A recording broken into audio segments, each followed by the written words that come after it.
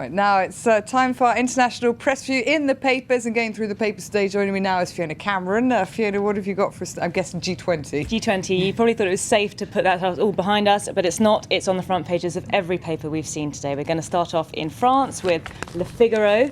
Here we've got a nice family shot of all the leaders there. They seem it is a family shot because most of them are looking in different directions. Well, like this is a true family photo. This is what the focus is on all of them. Every page, every paper's got something a little bit different. The general consensus seems to be that it was a success. Here we've got Le Parisien. Incredible success.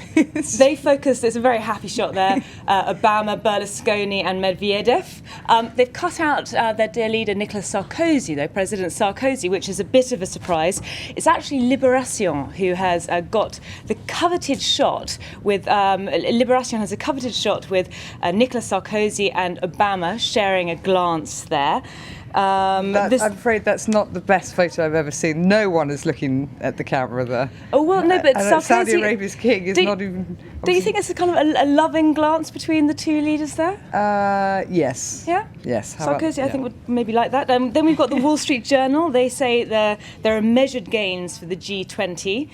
And that's, again, a bit of a wider shot. More of an idea who's in the picture there.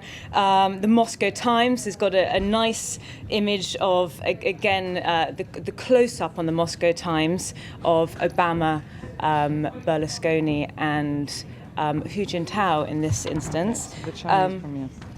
And the key focus seems to be, for all of the pictures, who gets to be in the shot with President Obama. Die Welt in Germany has actually focused, they've managed to find one of just Obama and Merkel.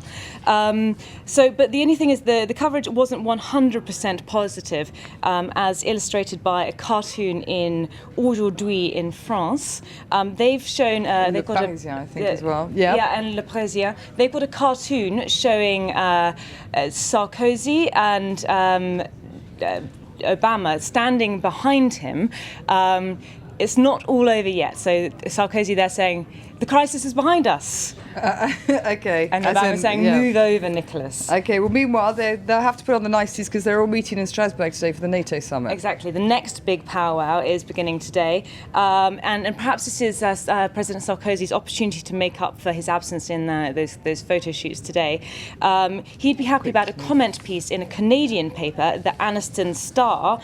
They've got a photograph of him there and they say, NATO's guiding hand. They're asking whether or not there's a possible European future for the historic organisation. Okay. They say that perhaps it's a time for America to let Europe take the lead. Okay, well, with Canadian, actually, I'll move you on to, I gather you've covered this story from Afghanistan, the new law that's been put in place. It seems to be covered a lot in Canadian press at the moment. Yeah, but this new law that Afghan Parliament has passed, restricting the rights of women, has caused a furore as far away as Canada. Another NATO link here, because the Canadians are saying that this proposed Sharia law cannot be tolerated because Canada has spent more than its fair share in blood and money. They don't want to have made this effort to liberate Afghanistan just to have it squandered like this. Remind us just briefly about this law and why it's so controversial. The law is saying that it's a Shia law, a Shia family law, saying that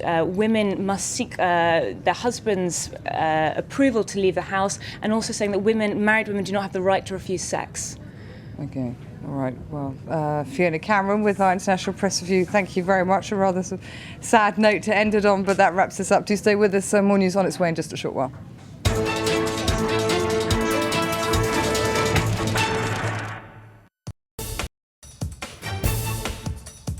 Live from the newsroom, analysis of the international event of the day, and a guest from around the world commenting.